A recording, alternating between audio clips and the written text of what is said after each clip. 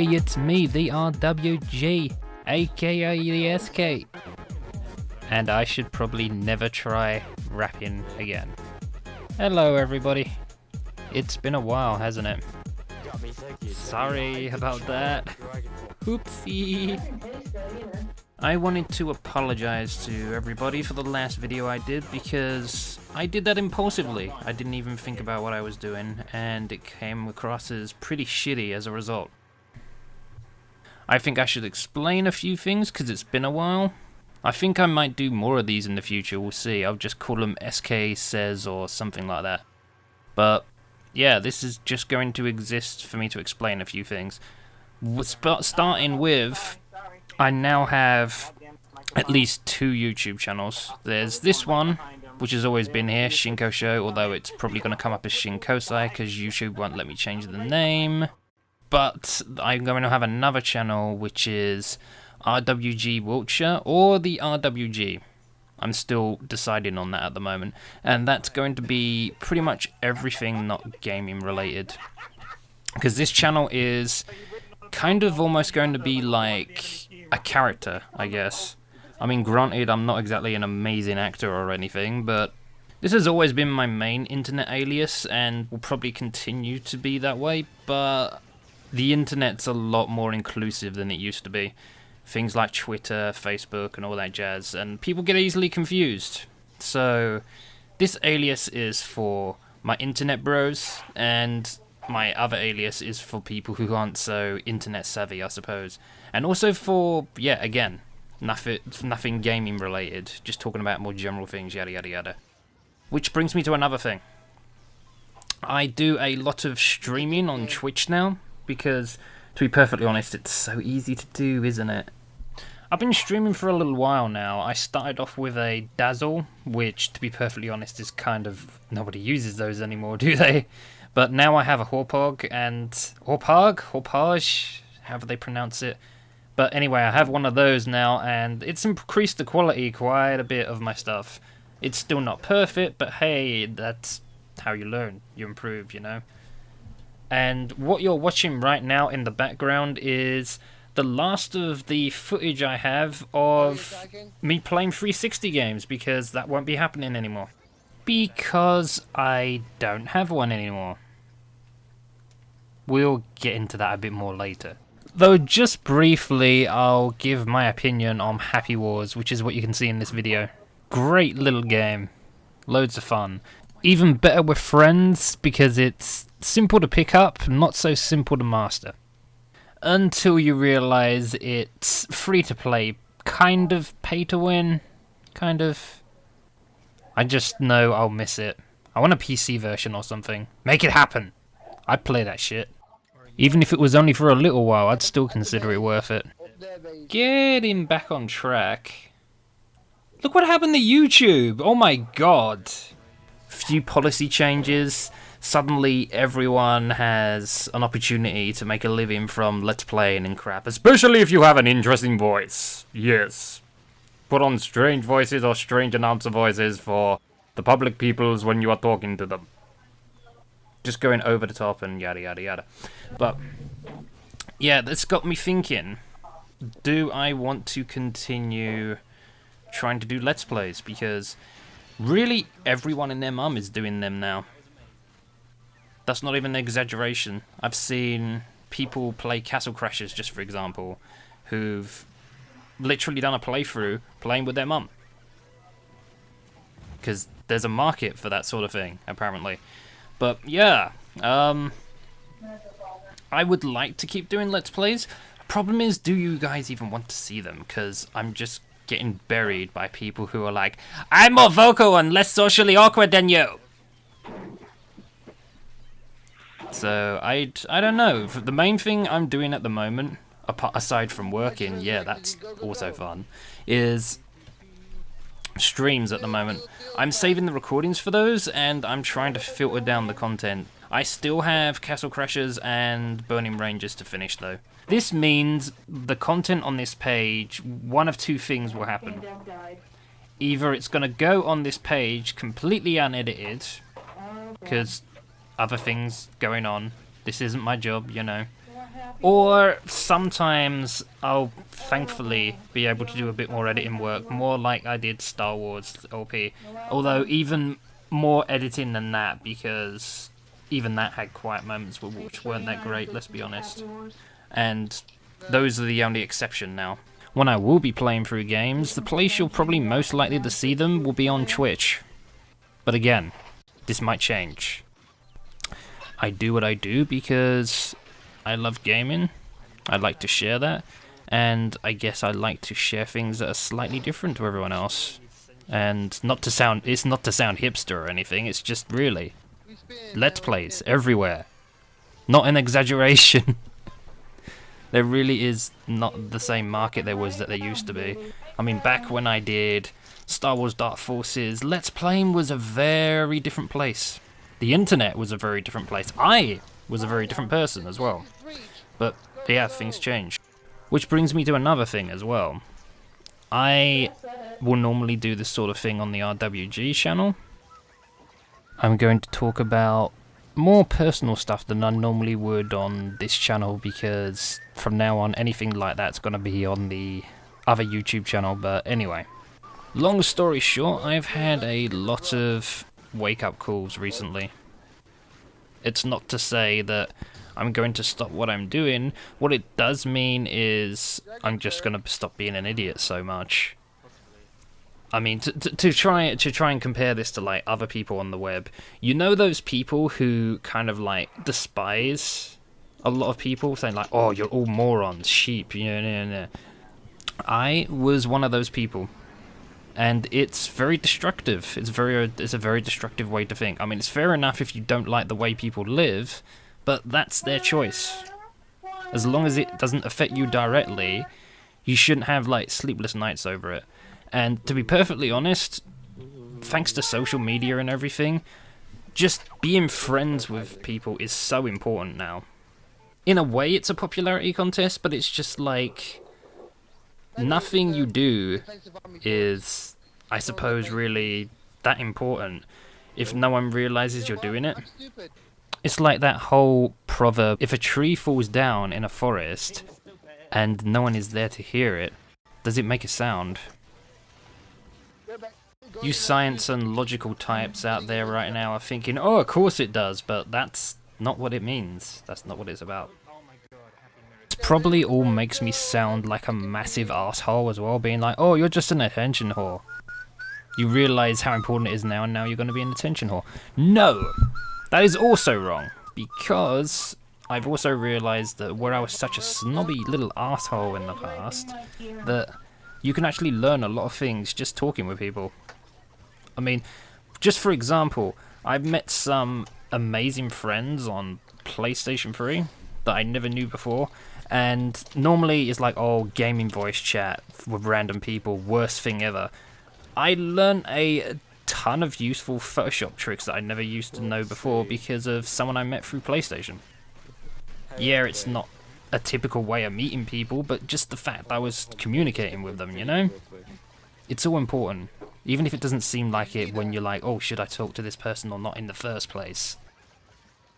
I will be very honest with the internet right now and say I am one of probably countless people on the web who has, I suppose, had their life paralyzed at some point by social anxiety. And it's not nice, it's really not, but you've got to find a way around it or it just affects everything you do. And I never used to realize that, but I do now. It's even worse where a lot of my... I'm kind of a jack of all trades with the skills I have. I know all kinds of like creative software and things like that. But the problem with being creative is it's kind of a social thing. You have to observe the world around you, observe people, and also that kind of determines as well sometimes how good a job you've done with whatever you're creating. If you find it hard just to talk to them, you know, it's not a coincidence that a lot of artists with egos go a long way. I'm not saying that ego is a good thing, but at least it's shielding you from things like social anxiety, I guess, you know? But that's not to say that even people with egos don't get nervous. Oh, trust me, they do. They definitely do. It's just they have a completely different way of showing it to other people. Normally, it's a bit like the whole fight versus flight thing. It's like you're in a challenging situation. Do you run away or do you charge straight through it? And people with egos normally charge straight through things. Sometimes it works out, sometimes it doesn't, but at least they've tried, I guess. And I'm getting really sidetracked here, but I will just end that tangent saying that today's society is really image conscientious and desperate to succeed and things like that, and I'm no different. However, what we all need to understand is failure is okay, as long as you can pick up the pieces afterwards, because that's probably one of the biggest things I think that holds people back, is being afraid to do things. No, actually I said that wrong. It's not that they're afraid to create things, it's the fact that they're afraid to fail. As is most people, and failure is normal. You could argue that, oh, you're not doing Let's Plays anymore, that's because you're scared of failing and wasting time and all this. Yes and no. Long story short, I just don't see the point. I'd like to share the videos with you guys, but I know if I can't keep your attention for 5 minutes, why am I gonna bother with a several episode LP where you guys will watch like maybe episode 1 and that's it, which is what happens. I know it does, because I've seen the views for the Burning Rangers one.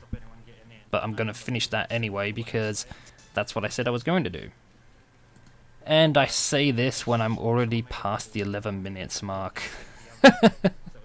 Oh well, I did say this thing was going to be big. Anyway, moving on to other things. Let's talk about the gaming stuff. The whole Xbox One versus PlayStation 4 thing. I've briefly commented on that in the Little Big Planet video, but why is there even a debate, guys? Really? I mean, it's obvious at the moment who knows what they're doing more. I mean, I've even seen videos while I've been recording this that Xbox One, some of the models, the disk drive doesn't even work. We're in 2013. There's no excuse for this sort of thing anymore. It's just laziness and people not doing their job. Just to clarify to people as well, I'm not a PlayStation fanboy. I was on Xbox 360 for a good few years, even though I was a bit late getting a console in the first place. But Xbox One reveal, that changed everything. I jumped ship so fast after that, my god. If I had to compare it to something else, I would say it was like when the Titanic was going to crash into that iceberg. I jumped ship as soon as I realised that they wasn't going to try turning around it. They were just going straight at it. It's like, yep, I'm done. See ya. I ain't going to be in no Leonardo DiCaprio movie. However, I will admit, this is only the console launch. Everything could change. Which is kind of what happened with the PlayStation 3. Remember all the jokes we made about that? Because I do. Ridge Racer!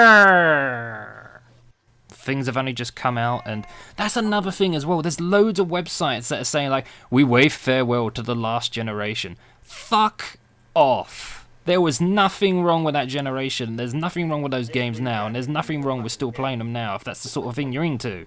In fact, half of those could easily, and they have been, when the companies can actually be bothered, been porting them to the new systems. I'm looking at you, Sony, not so much Microsoft.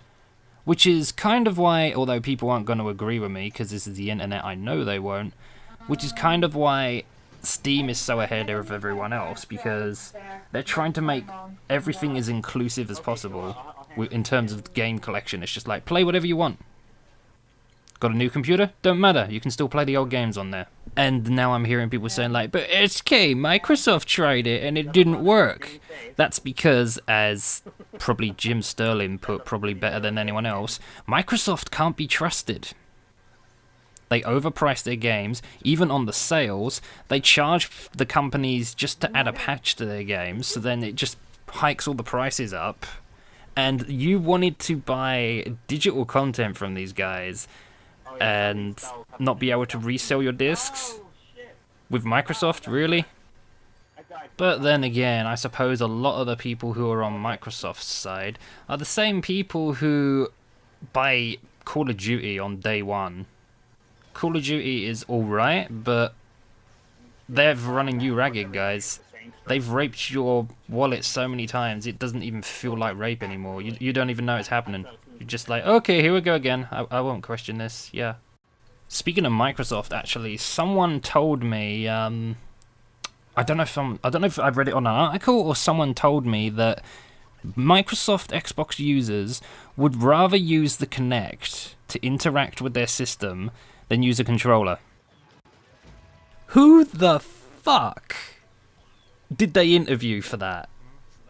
People who buy the Wii and the only game they still have is Wii Sports? Just, what the fuck?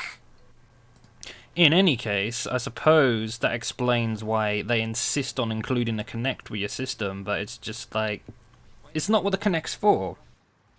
I don't care what they say, it doesn't matter how hard they try to get rid of the whole stigma with controllers, because for people who are non-gamers, things like PlayStation and Xbox controllers are pretty intimidating. I understand that.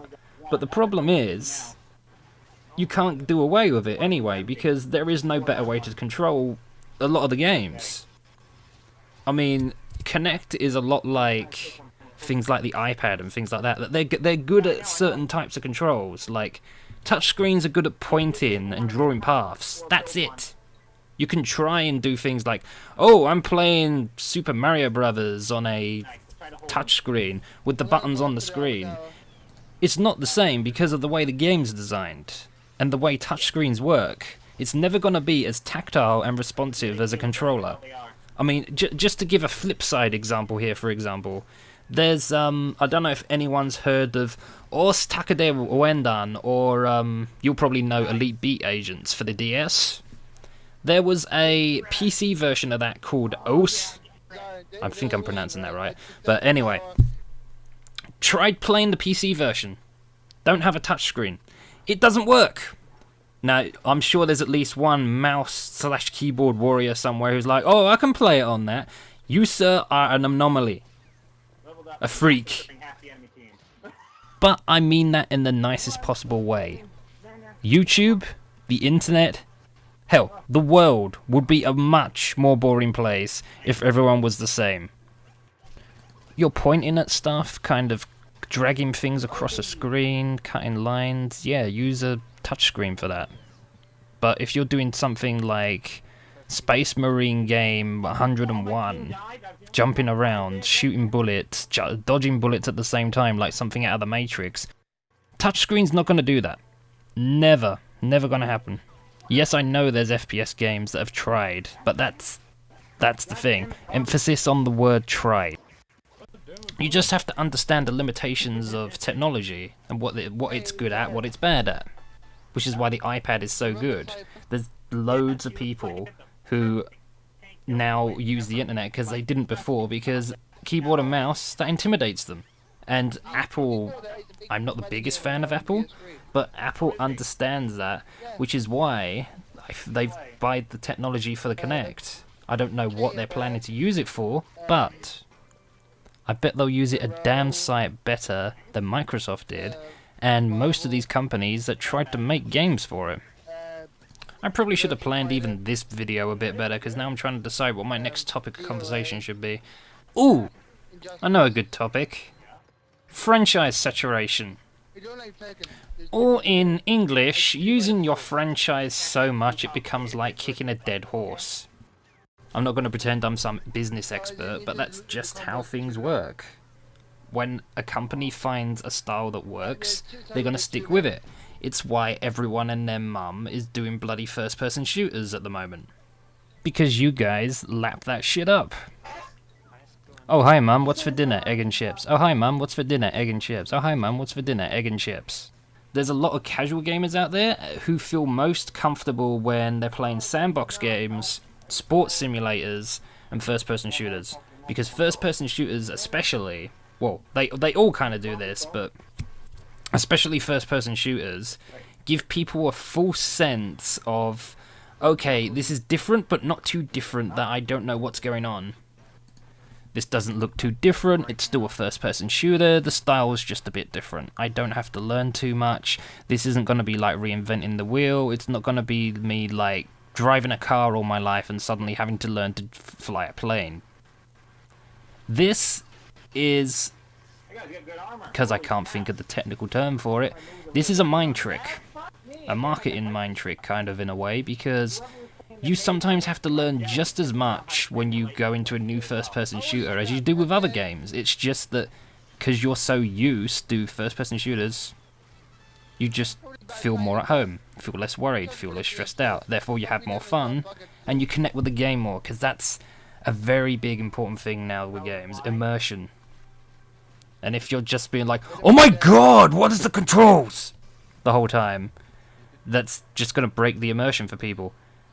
And no offense to gamers, you guys are cool and everything, but some of you have really bad attention spans. Really bad. Though anyone who's still watching this video, amazing. Love you for it. This is strictly more of a casual gamer thing, though. I mean, if I compare it to something like, say, pretty much any Street Fighter clone on the market right now, that's, well, you could say that people give it a chance because they like fighting games, but I really don't see it in the same way as I do first-person shooters, because the problem with fighting games is, doesn't matter which one it is, everyone has its own little quirks that you've got to work out, and they tend to be quite varied and even confusing. I mean, take my friends on PlayStation 3, for example. They love Dead or Alive. But anytime I try and show them anything that's like Street Fighter, for example, they just can't get on with it. Because it's just like, the combos make no sense to them. It's kind of a problem that's only really associated with fighting games. Shooters don't really have the same problem. Unless the only shooter you play is Call of Duty and you have to have your machine guns. Ayo! I suppose that's why franchises get abused. I mean, yeah, I can cuss out first-person shooters for bloody hours, but the fact is, all franchises are kind of guilty of it, and the reason for that is because we're sort of still in a recession. It depends what country you live in, and games are becoming more and more and more and more expensive to make, so they don't want to take the risks. It's not right, it's not okay, it's like, if I'm perfectly honest, it's becoming a hell of a lot like the movie and music industry, how we have like flavors of the month, so to speak, and then all the interest just disappears after a while. But that's down to the consumer, I guess. They're only doing these things because you guys are eating into it.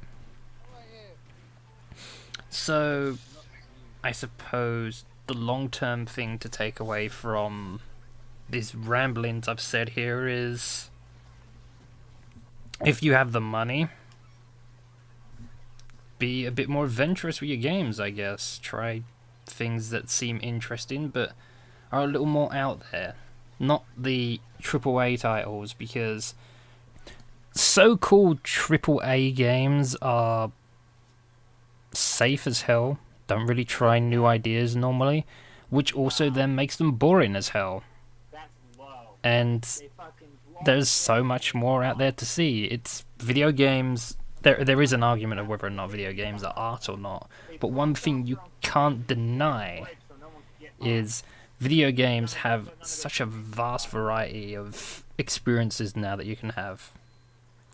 So how many more times are you going to play Soldier when you could be doing way more interesting things? Anyway, I think that's enough of my ramblings for one video.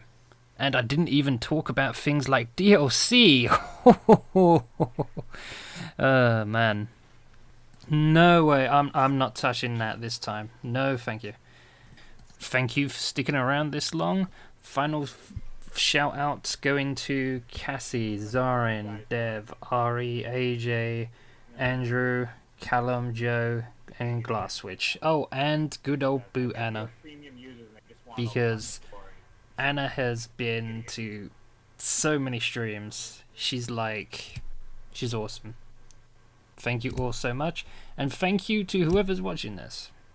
I will see you later. SK signing off.